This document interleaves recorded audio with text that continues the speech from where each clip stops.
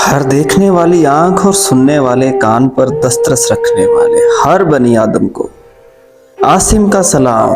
Urdu novel الف، تحریر ہے محترمہ عمیرہ احمد صاحبہ کی، جو علم و ادب کی دنیا میں خدا داد صلاحیتوں پر فائز ہوتے ہوئے کسی تعریف کی محتاج نہیں۔ تو آئیے آپ کی سماعتوں کے پیش نظر ہے۔ قلب مومن نے ایک سٹریچر پر لیٹی حسن جہاں کو دیکھا، جسے پیرامیڈکس گھر سے باہر کھڑی ایمبولینس کی طرف لے جا رہے تھے، اور پھر اس نے اپنے دادا کو دیکھا جو بہتے آنسوؤں کے ساتھ اس سٹریچر کے پیچھے آ رہا تھا۔ قلب مومن اور اس کی نظریں ملی تھی، اور قلب مومن کے چہرے کا خوف جیسے عبدالعلی کی آنکھوں میں جھلکا تھا۔ مومن سائیکل سے گرنے کے بعد اپنی چوٹوں کو بھول گیا تھا، اور اپنی اس سائیکل کو بھی جو رستے میں گری پڑی تھی۔ وہ بس ایمبولینس کی طرف بھاگا تھا اور دادا نے اسے روک لیا تھا۔ ممی کو کیا ہوا ہے؟ میری ممی کو کیا ہوا؟ عجیب خوف کے عالم میں اس نے عبدالعلی سے پوچھا تھا۔ دعا کرو اسے کچھ نہ ہو، عبدالعلی نے اسے ساتھ لپٹاتے ہوئے کہا تھا۔ ایمبولینس اب دور جا رہی تھی اور قلب مومن کو عبدالعلی کی ٹانگوں سے لپٹ کر جیسے عجیب سکون کا احساس ہوا تھا۔ وہ کسی چڑیا کے بچے کی طرح کانپ رہا تھا۔ عبدالعلی نے اسے گود میں اٹھا لیا۔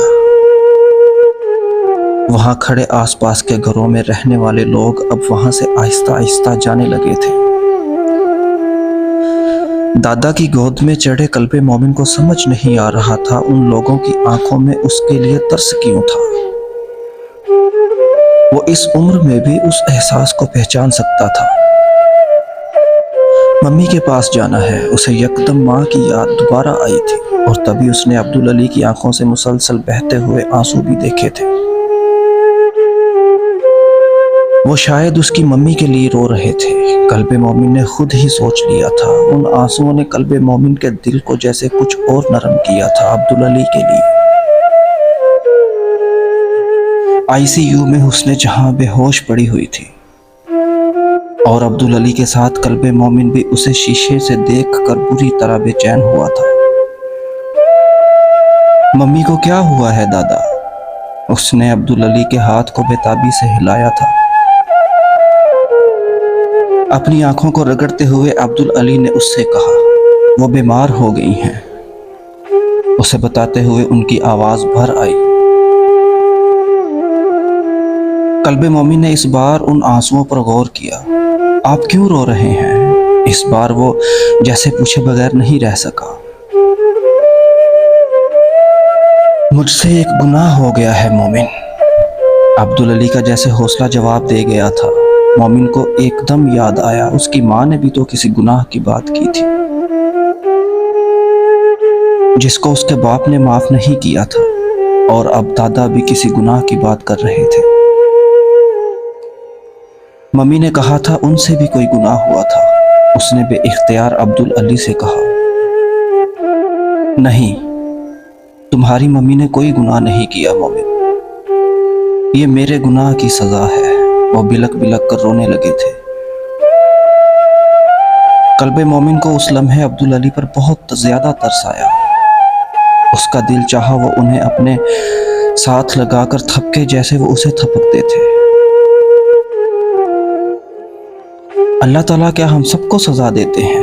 مجھے ان سے بہت ڈر لگتا ہے دادا۔ عبدالعلی کا ہاتھ دوبارہ تھامتے ہوئے قلب مومن نے جیسے اپنا خوف ان کی جھولی میں ڈالا۔ اللہ سزا نہیں دیتا، ہم سب دیتے ہیں۔ انہوں نے جیسے اس ننھے بچے کے دل سے اس خوف کو مٹانے کی کوشش کی۔ کیا اللہ تعالیٰ ہم سے سزا دینے کو کہتے ہیں؟ مومن، مجھ سے وہ سوال مت پوچھو جس کا جواب میرے پاس نہیں۔ اس نے عبدالعلی کو ایک بار پھر پھوٹ پھوٹ کر روتے ہوئے دیکھا۔ ICU کے شیشے سے اس نے بستر پر آنکھیں بند کیے ہوئے لیٹی ہوئی حسن جہاں کو دیکھا۔ قلب مومن کو اس وقت احساس ہوا اسے صرف حسن جہاں کی ضرورت تھی، طاہا کی نہیں۔ وہ اس کے بغیر رہنا سیکھ چکا تھا اور وہ حسن جہاں کے بغیر رہنا سیکھنا نہیں چاہتا تھا۔ اگلے 2 دن وہ دادا کے ساتھ ہاسپٹل جاتا رہا اور پھر اس سے بالآخر حسن جہاں کو آنکھیں کھولتے ہوئے دیکھ لیا تھا، لیکن یہ وہ آنکھیں نہیں تھیں جنہیں وہ ہمیشہ دیکھ رہا تھا۔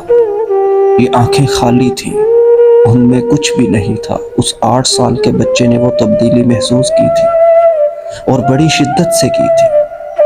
کچھ ہوا تھا اس کی ماں کو، مگر کیا ہوا تھا یہ وہ جان نہیں پا رہا تھا۔ ممی آپ ٹھیک ہو گئی، میں نے اتنی دعائیں کی تھی۔ اس نے حسن جہاں کو لپٹ کر جیسے اس میں وہی گرمی، وہی تمازت ڈھونڈنے کی کوشش کی تھی جو ہمیشہ سے وہ اس کی آغوش میں محسوس کرتا تھا۔ حسن جہاں نے اسے گلے لگا لیا تھا۔ قلب مومن نے اسے کہتے سنا، میں نے بھی بڑی دعائیں کی تھی مگر میری تو کوئی دعا قبول ہی نہیں ہوئی۔ قلب مومن نے حسن جہاں کا چہرہ دیکھنے کی کوشش کی مگر عبدالعلی کی آواز نے اسے اپنی طرف متوجہ کر لیا۔ اس نے انہیں ہاتھ جوڑتے حسن جہاں سے کہتے سنا، مجھے معاف کر دو بیٹی، مجھے معاف کر دو۔ قلب مومن نے اب حسن جہاں کو بڑبڑاتے سنا، آپ کو معاف کر دوں گی؟ اپنے آپ کو کیسے معاف کروں گی؟ وہ کیا پہیلی تھی وہ جو عبدالعلی اور حسن جہاں کو بناتے دیکھ رہا تھا۔ وہ کیا گناہ تھا جو اسے سزا دے کر گیا تھا، اور وہ کیا شے تھی جن سے وہ محروم ہوئے تھے۔ قلب مومن کو سمجھ نہیں آئی۔ سمجھ آئی تھی تو صرف ایک بات، وہ دونوں اب اس کے باپ کی بات نہیں کرتے تھے اور اس کو پہلے کی طرح ڈھونڈ بھی نہیں رہے تھے۔ مگر قلب مومن اب حسن جہاں سے کوئی ایسی بات نہیں پوچھنا چاہتا تھا جو اس کی ماں کو رلاتی، اور پتہ نہیں کیوں اسے لگتا تھا وہ یہ سوال کرے گا تو اس کی ماں روئے گی۔ اللہ کو ایک اور خط لکھنا ضروری ہو گیا تھا کیونکہ قلب مومن کو کوئی جواب اپنی دنیا اور اپنے رشتوں سے نہیں مل رہا تھا۔ جب غلطیاں ہو جاتی ہیں تو کیا وہ کبھی ٹھیک نہیں ہو سکتی؟ اور جب گناہ ہو جائیں تو کیا ہمیشہ ان کی سزا ملتی ہے؟ کیا اللہ معاف نہیں کر سکتا؟ قلب مومن کو اب اللہ تعالیٰ سے یہی سوال کرنے تھے، کیونکہ وہ اپنے گھر میں 2 لوگوں کو بہت تکلیف میں دیکھ رہا تھا اور وہ اس تکلیف کی جڑ کو کھوجنا چاہتا تھا۔ جنگل میں اس نے تنے پر دھرا لیٹر باکس غائب دیکھا۔ قلب مومن کو چند لمحے اپنی آنکھوں پر یقین ہی نہیں آیا۔ وہ شاید کسی غلط جگہ پر آ گیا تھا، راستہ بھول کر۔ آخر وہ اتنے دنوں کے بعد آیا تھا اس جنگل میں۔ مگر قلب مومن کبھی راستہ نہیں بھولتا تھا۔ صدمے کی کیفیت میں وہ اس درخت کے گرے ہوئے تنے کے ساتھ ساتھ آس پاس بہت سارے دوسرے گرے ہوئے درختوں پر بھی چڑھ چڑھ کر اپنے لیٹر باکس کو ڈھونڈ رہا تھا۔ اسے اپنے لیٹر باکس کا کہیں نام و نشان بھی نہیں ملا تھا۔ بے حد مایوسی کے عالم میں وہ اس دن گھر واپس آیا تھا اور اپنے کمرے میں جاتے ہی وہ فریز ہو گیا تھا۔ وہ لیٹر باکس ایک بیگ میں پڑا تھا،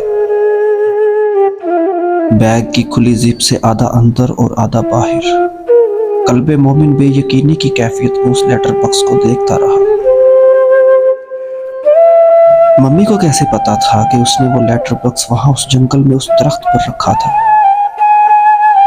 اور وہ اس کے اندر خط ڈالتا تھا؟ کیا یہ بھی پتا تھا؟ اسے مزید سوچنے کا موقع ہی نہیں ملا۔ وہ حسن جہاں کی آواز تھی جس نے اسے چونکا دیا تھا، مومن ہم پاکستان جا رہے ہیں۔ وہ بے اختیار پلٹا تھا۔ حسن جہاں کمرے کے دروازے میں کھڑی تھی۔ کیوں؟ وہ حیران ہوا تھا۔ وہ جانتا تھا اس کی ماں کا تعلق پاکستان سے تھا مگر اس کا تو نہیں تھا۔